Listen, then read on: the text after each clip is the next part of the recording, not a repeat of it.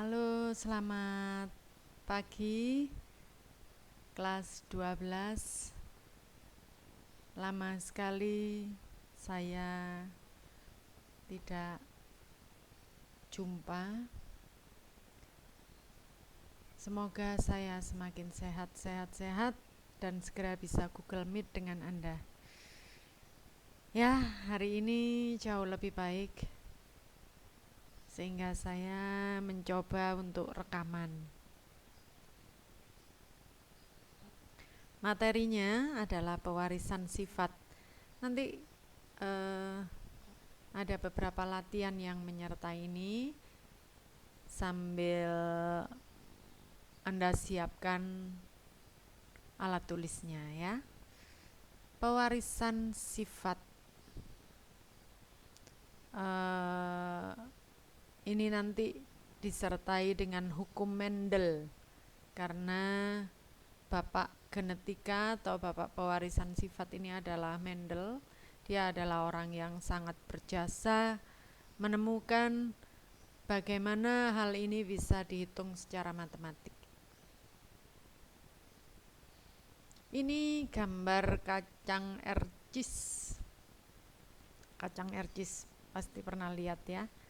Nama kerennya Pisum sativum, kacang ercis ya.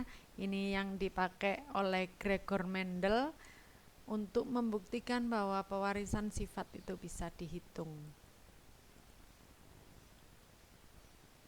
Sekedar review bahwa baik sel hewan maupun tumbuhan di dalamnya ada nukleus. Di dalam nukleus ada nukleolus, ada kromosom ya.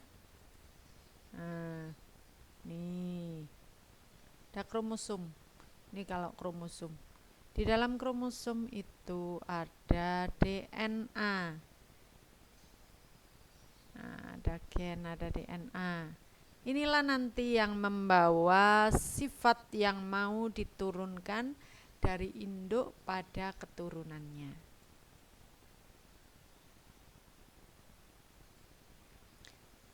Di dalam setiap sel terdapat faktor pembawa sifat. Di dalam setiap sel ya. Karena di dalam sel ada inti sel. Inti sel ada benang kromosom. Benang kromosom mengandung gen. Gen itu adalah DNA, deoksiribonukleik acid dalam bahasa Inggris ya. Kalau dalam bahasa Indonesia ADN, asam deoksiribonukleat. Gen ini adalah penentu sifat. Gen diturunkan dari induk pada keturunannya. Tadi benang kromosom ya. Nah, ini udah pernah dibahas macam-macam struktur kromosom, ada macam-macam. Kromosom di dalam sel tubuh itu berpasangan atau disebut dengan diploid atau 2N. Ya.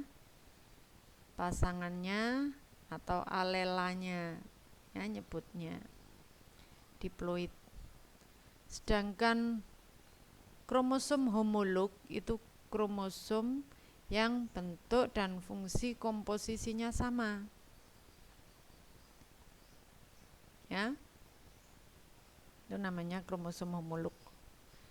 Di dalam sel kelamin ya, kromosom tidak berpasangan. Dalam sel telur, di dalam sel sperma, kromosom itu sendirian. Kan pembelahnya pakai pembelahan meiosis. Jadi sel anak punya kromosom separuh dari sel induk. Pembelahan meiosis. Nah, kromosom yang dalam sel kelamin ini disebut dengan dalam keadaan haploid atau tidak berpasangan. Jadi kalau dalam sel tubuh diploid, dalam sel kelamin haploid. Ini gambarannya.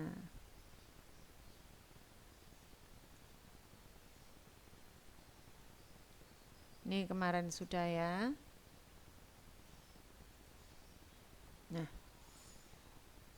gen tersimpan di dalam lokus gen pada kromosom. Jadi kalau ini kromosom yang homolog berpasangan, ya, ini lokusnya. Nah, ini sepasang alela. Ini 3 pasang gen, 1, 2, 3, 3 pasang. Atau 3 pasang alela. Ya. 1 pasang gen menentukan 1 sifat. Misalkan gen untuk warna rambut, gen untuk tekstur rambut. Itu 1 gen yang menentukan 1 sifat.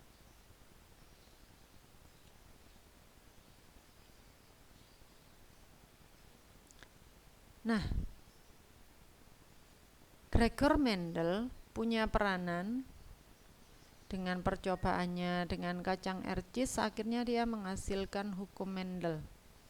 Hukum yang pertama disebut dengan hukum segregasi secara bebas, dan hukum yang kedua disebut dengan hukum asortasi secara bebas. Kita lihat ya, hukum segregasi secara bebas. Dalam proses pembentukan sel kelamin atau gametogenesis, ya, saat membentuk sel kelamin itu loh, gen akan berpisah dari pasangannya.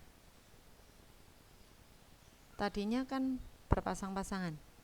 Saat bentuk sel kelamin, gen itu akan berpisah dari pasangannya. Sebut dengan hukum segregasi. Sedangkan hukum asortasi dalam proses fertilisasi atau perkawinan atau pembuahan, gen dari induk jantan akan berpasangan dengan gen dari induk betina atau dari sperma dan ketemu dengan dari ovum, dan mereka akan berpasangan, dan ini terjadi secara acak atau secara bebas. Gitu ya. Wah, ini enggak karuan ini. Ketentuannya nanti saat membuat soal-soal, 1 sifat dikendalikan sepasang gen. Di dalam sel tubuh, gen berpasangan dengan alela. Gen dominan adalah gen yang sifatnya selalu tampak, disimbolkan dengan huruf besar. Gen resesif itu gen yang sifatnya tertutup bila berada bersamaan dengan gen yang dominan. Ini waktunya hampir habis, saya cut dulu, nanti bersambung ke jilid 2 ya.